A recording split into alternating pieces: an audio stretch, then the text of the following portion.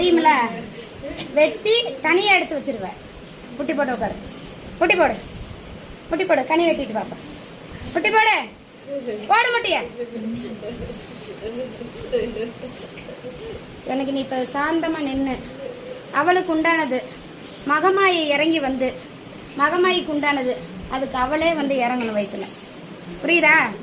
நீ சாந்தப்படுத்தி இறக்குற சூடத்தில் நீ இறங்கி அந்த தாயா இறங்கி வர்ற. புரியுதா?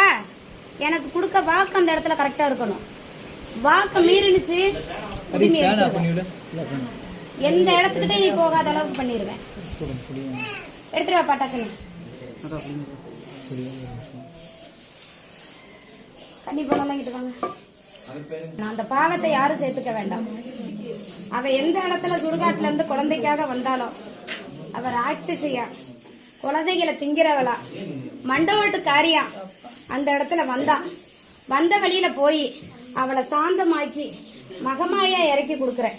மகமாயா இறக்கி கொடுத்து அவ குழந்தைக்கு அவளோட வயிற்றுல குழந்தைக்கு உண்டான உத்தரவை நான் கொடுக்குறேன். தை ஏற்றி இறக்கு.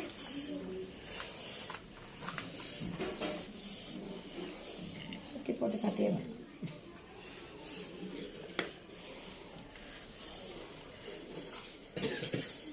அகிலாண்ட ஈஸ்வரி பிரம்மாண்ட நாயகி சமயபுரத்தம்மா, இந்த குழந்தைக்கு உடம்புல வந்திருக்க உன்னோட ரூபத்தில் 10 கை கொண்ட அந்த காளியை அவதரிச்சு, காளிக்கு உண்டானது உன்னோட 5 தலை நாகம்மா அவதரிச்சு அந்த தாய்க்கு உண்டான தெய்வத்தை நீ இறக்கி கூடாமா.